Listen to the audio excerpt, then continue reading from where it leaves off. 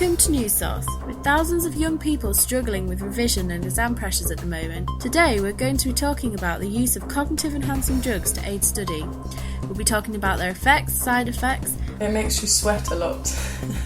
I've noticed I use a lot more deodorant when I take Ritalin. And whether or not you think using drugs like Ritalin is cheating. We'll explore why people are taking them and how it's affecting them. I took modafinil because my friend told me it was good for staying awake and revising. And we'll look to the future and discuss if taking drugs to help you study is cheating.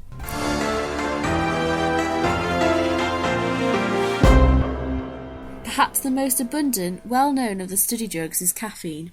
You may not think of it as a drug, as it's so commonplace. From coffee and tea to Coke and chocolate, caffeine is in a lot of people's daily diet. I usually have it in the morning when I get up from bed, and then sometimes in the middle of the day with friends at the coffee shop. Its brain-stimulating effects have been known since 800 AD, and it's used medically to stimulate the heart. I'm here in a coffee shop talking to Eve, who uses caffeine as an aid to study.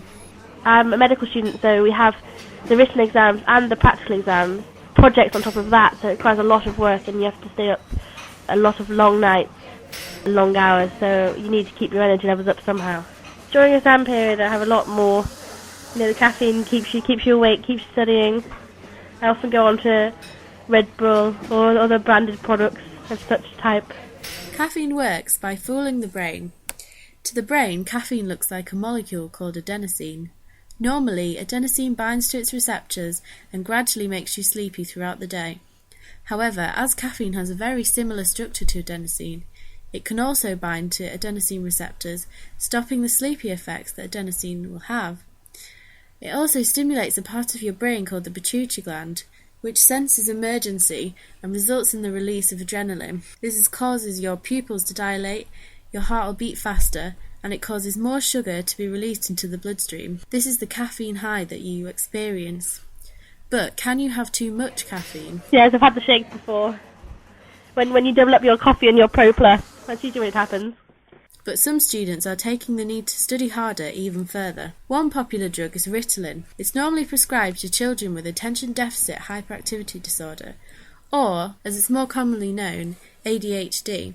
It blocks the reuptake and stimulates further release of dopamine into the brain. Dopamine is important in stimulating attention and motivational circuits, which keep you awake and alert. Its effects are rapid and last approximately 4 hours. However, it's been linked to the action of cocaine and suggested as addictive. I'm in the university library talking to Becca, who uses Ritalin to study for exams. I've been taking it for quite a few years now, probably since I was about 16. That's when exams started to get more serious at school, and I got into it through friends and then just didn't stop. Now I just take Ritalin whenever I have exams coming up. I was at boarding school and there were these kids that had ADHD, and when an exam time was coming up they would stop taking their pills so they could sell them on to people. It's not the same as like a nicotine craving. It doesn't make you grumpy if you don't take it. It's just, I probably wouldn't advise it to anyone else to use it because I kind of started doing it when my exams got more serious, and since then I don't trust myself to do well in exams if I don't take Ritalin. So in that sense, I suppose it has become an addiction in the whole exam situation. But it makes you sweat a lot.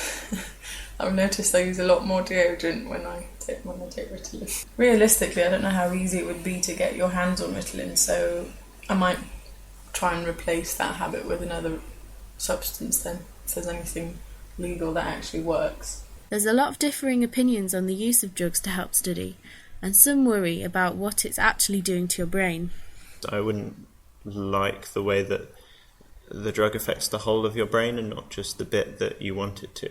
So you could have side effects in your mind that could be quite dangerous.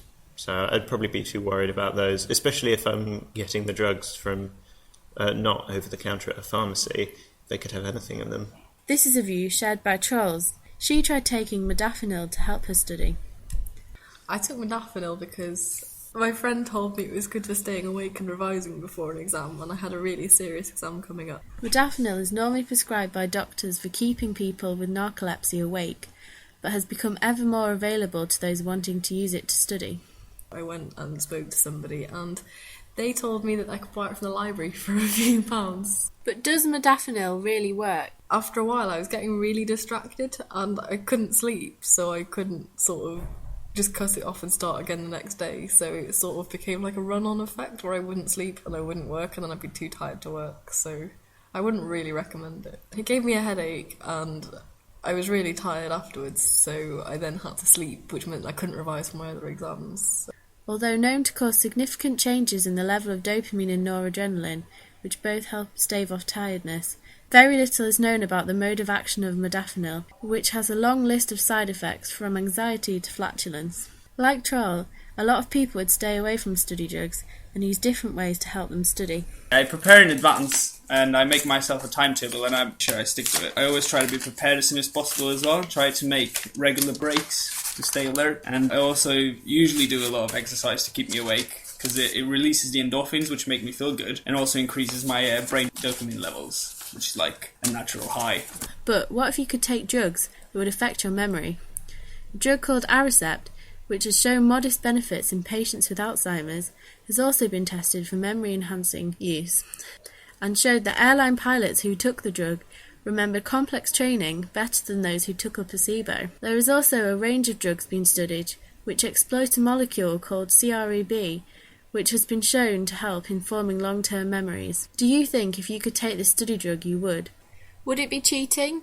This is Russell, one of our listeners. It's sort of cheating in a way. If you use it to pass an exam, then when you come to being in a job later or whatever, you have to be on this drug all the time. So then if you got a good degree from using the drug, people would expect a lot of you, and well, maybe you'd end up shooting yourself in the foot rather than it being cheating. Maybe it would just come back to haunt you later. So we have reasons for and against the use of cognitive enhancing drugs to help you study. But are study drugs really that dangerous? Are they a form of cheating? Text us and tell us what you think on 1234, and we'll read out your thoughts on the next news bulletin.